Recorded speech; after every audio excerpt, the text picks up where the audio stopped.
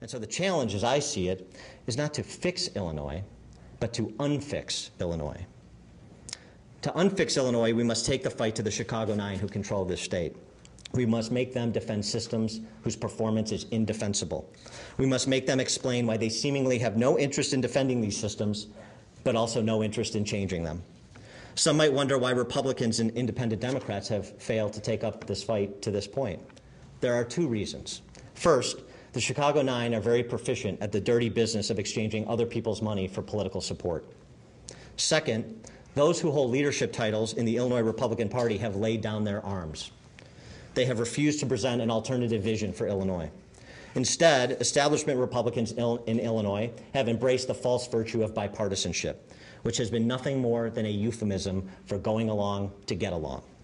To paraphrase a favorite economist of mine, Friedrich von Hayek, to agree on bipartisanship for its own sake is akin to committing to take a journey before agreeing on the destination. And still we hear calls to end the partisan bickering. I say, let's start the partisan bickering. The people of Illinois deserve the spirited, substantive policy arguments that have been missing from our public discourse for a generation. Our policy choices have consequences. Robust debate is not bickering. It is the currency of a healthy, functioning democracy.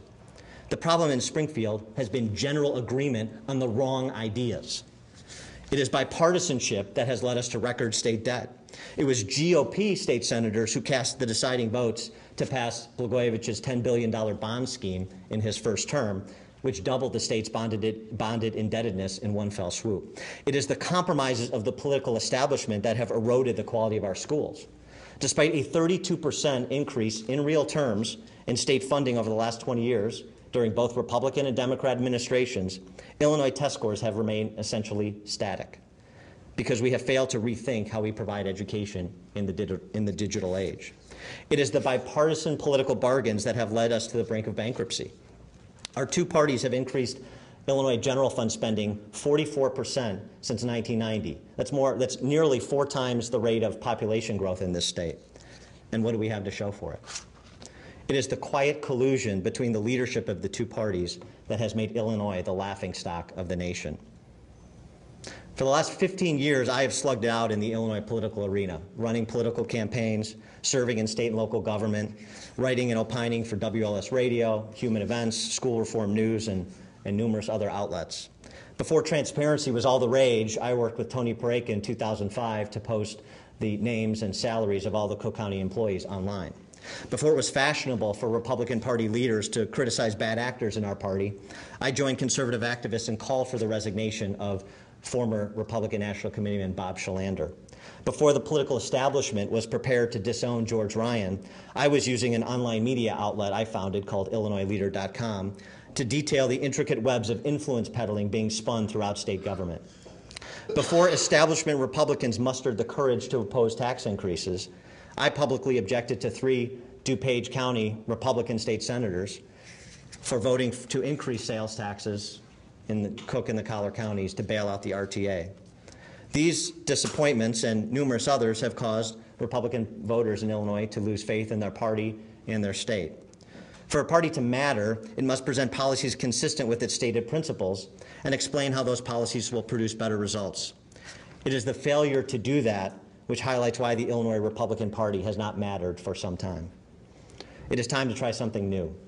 It is time to present the conservative case.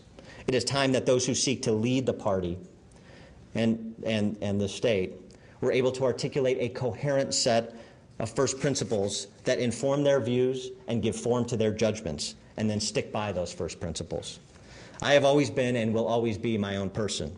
I've never wavered in my principles. I entered politics to advance those principles. I do not seek self-affirmation. I have no aspirations to build ornate mausoleums to myself or have buildings erected in my honor. But I also don't hold myself out as the standard of conduct by which all should be judged. As a Catholic, I believe in original sin, and I've added to that considerably during my 37 years. But the enlightened conservative principles that call on us to challenge systems, such as those I have spoke about, they call on us to challenge these systems that mete out cruelty and indifference to human suffering. And those are the standards against which I will be judged and we all will be judged. What I am is a fighter who will not be bullied. What I am is fearless and relentless. What I am is ready to take the fight to the Chicago 9 and their media functionaries in order to unfix Illinois.